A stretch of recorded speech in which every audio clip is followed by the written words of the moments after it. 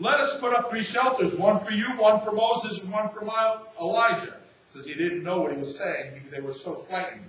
Then a cloud appeared and enveloped them, and a voice came from the cloud. This is my son, whom I love. Listen to him. Suddenly they looked around. They no longer saw anyone with them except Jesus. As they were coming down the mountain, Jesus gave them orders not to tell anyone what they had seen until the Son of Man had been risen from the dead. They kept the matter to themselves, discussing what rising from the dead meant. Now, just a few days later, let me ask you a question. What qualified Peter to be there on the mountain? What qualified him? Well, what happened 6 days earlier? His confession. See, what qualifies him is the confession. And Jesus isn't even concerned about the fact that Peter was wrong. Peter's wrong. Now, why does God bring this revelation to him? Well, Peter's in love with him. But they still don't quite know who Jesus is. That's the problem. They don't know who Jesus is. He's saying, I'm the Son of God. He's talking about God, the Father in heaven. But that's just one man's words. That's all it is. It's one man's words. Jesus is saying this. And when Jesus brings them up the mountain, and they get this revelation, the revelation comes to them not just from Jesus' mouth, but from the mouth of the Father. It's confirmed in their hearts. Now let me ask you, what takes place right here? What takes place? A new foundation is being formed. Peter's old thoughts about who Jesus was and what he should do are beginning to break down. Do you see? And sometimes God has to break us down. Sometimes we have unforgiveness and we have thoughts and we have things that God wants to do in our lives. And God's got to break those things down in order to mold us and to shape us so that He can bring us to where He wants us to be. Now, there's times, listen to me carefully here. There's times we need to separate ourselves. There's times we need seclusion. It says He takes them up a high mountain. Why a high mountain? Well, I don't know why, but my experience is that God reveals Himself on mountains. I love to go to the mountains and pray. I haven't been there for a while, but I love to go to the mountain and pray. And I've had extraordinary experiences on the mountain. Mountains are somewhat, I think, holy. You know, Moses goes up the mountain. Jesus goes up the mountain to pray. The mountains kind of, when you go up the mountain, it kind of gets you away from the world. And with this case with Jesus, it's getting Him away from the crowd. It's getting Him away from the world. It's getting Him away from everything. He brings these men up a mountain, and they're in seclusion with Him. You see, they're apart from their wives. They're apart from their family. They're apart from the crowds that are following. And they're even apart from the other disciples. Why He separated themselves out, I'm not sure. Why He separated Peter, James, and John out, I'm not sure. I do know that Peter, James, and John seem to be those three that were closest to Him. Ironically, Peter would be the one upon whom He would build the church. James would be the first martyr of the church. And John would be the one who wouldn't be martyred, but would live the longest and would once again see Jesus glorified when in the book of Revelation or on the island of Patmos, Jesus stands before him. He's glorified and he gets the whole book of Revelation given to him. So there's three things that are kind of unique about these characters. I don't know if that's exactly why Jesus chose them, but they're the ones that are separated out, and He brings them up, and it's a secluded moment. Now, they need to see who Jesus is. I want to tell you something. Listen to me. We don't live in a world where we seclude ourselves. You know, we don't believe in those monasteries like where monks go and things like that. But there's a time and a place for seclusion.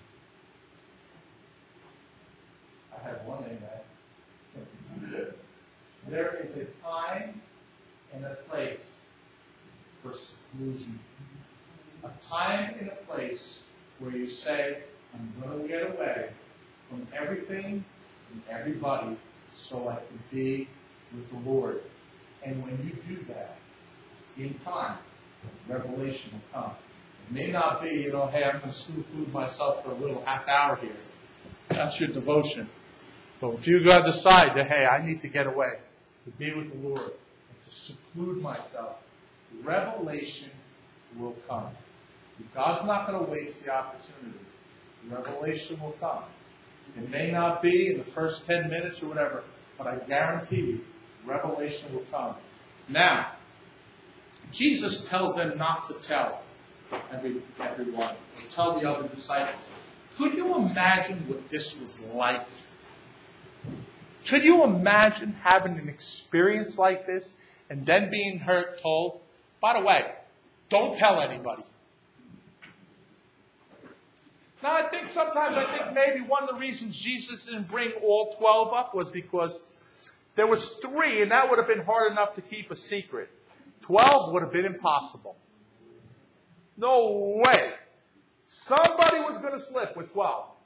But he takes these 3. Can you imagine Peter laying in his bed at night, his wife's next to him, and what happened today when you went up the mountain? Nothing. You just spent some time with Jesus. Moses and Elijah. Must have been impossible. And they have to hold this in. They can't even tell the other disciples. I'm going to tell you why. If he did, the other disciples probably would have got jealous. They would have Jesus probably been bombarded with questions. Well, how come you took them up and you didn't take us up? And how come they got the revelation? You know the way people are. Right? Keep it a secret. Keep it a secret. Listen, not everything God tells you needs to be told the world. Every time you get a revelation, you don't have to tell everybody immediately at that moment. There is a time and place for it, and sometimes you got to hold on to it. Just like I've seen those angels for 2 or 3 weeks now coming into the sanctuary. But I didn't say that. Wasn't time. This morning was time. This morning was time. Peter does something. Peter says, Lord, let's make 3 shelters. One for you, one for Moses, then Elijah. In other words, he's saying, let's camp out here for a while. Peter is not thinking, let's camp out here for a couple hours. You don't need a shelter for a couple hours. Maybe an umbrella. But you don't need a shelter. Peter's thinking, let's stay here forever. Let's just stay on this mountain. Jesus, you're glorified. We got Moses here. Can you imagine how many times in his life he wished he could speak to Moses? Haven't you? Can you imagine how many times in his life he wished he could speak with Elijah? Haven't you? I have. I would love to be able to speak to these men. Love to be able to talk to Moses and ask him what it was like, and ask him what it's been like in heaven for 4,000 years already. What it's been like in God. I'd love to be able to talk to him about it. That's what Peter's thinking. Says he doesn't know what he's saying. He's frightened. But he's thinking, let's hang out here for a while in the vision. Now, I want to tell you something. God gives us experiences. We don't need to stay in the experience. We only need to remember the experience. Did you get that? There was no reason for them to stay on that mountain. Peter was hard. They seen the revelation. They saw Jesus transfigured before them. They've seen his glory. They don't need to stay there and continue to say it. Listen, everything Moses had to say, it's in the book. Everything Elijah had to say that they needed to know, it was in the book. Read the book. You can find out about it. You only needed to see here today something we all need to see, at least in our spirit. Jesus glorified. That's what they needed to see. Why? Because as I stated, they needed to change. And God is in the process of forming them. God forms those. Listen, they're in the river now. They're in the river to flow. These are three men that are just getting overwhelmed with the presence of God. And there's no turning back. It's ensuing, it's invading every fiber of their being. It's in every cell of their bodies. It's in every part of their soul and their spirit. They are becoming saturated in Jesus. Saturated. There's no turning back after this. There may be problems, but there is no turning back. And listen to me, beloved. We need to get to the point where we saturate ourselves so much in God that there's no turning back, that we have a vision of Him, and we have a vision of who He is in our spirit. And that's not going to come with coming to church once on Sunday, or even coming to church on Sunday night, or on Sunday morning and Wednesday night. Those things are important. Everybody should be here as far as I'm concerned. Every service when the door is open.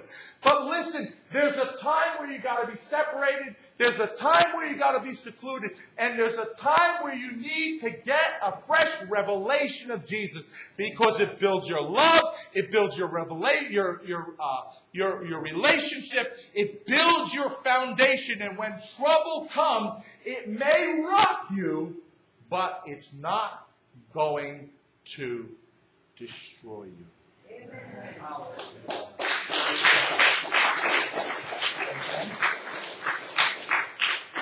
Revelation. That could you come to? Revelation comes to those who are not satisfied with big toe religion. Do you want revelation? Do you want to see Jesus? Because most people I know do.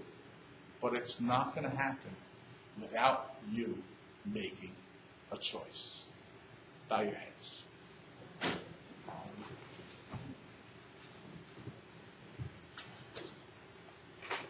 Praise you, Jesus.